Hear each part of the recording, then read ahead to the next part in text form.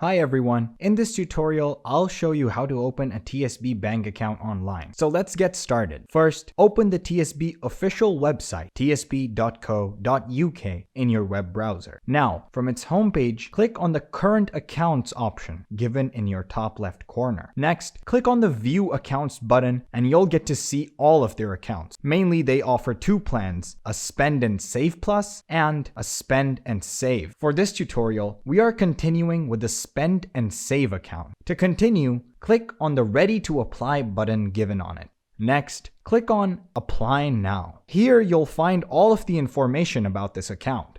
Click on Apply Now again to proceed further, but you must be 18 plus and a UK resident for it. Now, scroll down and fill in all the required information, including your personal details, address, and your contact details. Once you're done, click on the Continue button at the bottom. After that, provide all the information that will be asked to open your current account in TSB Bank. Thanks for watching. Leave a like and subscribe.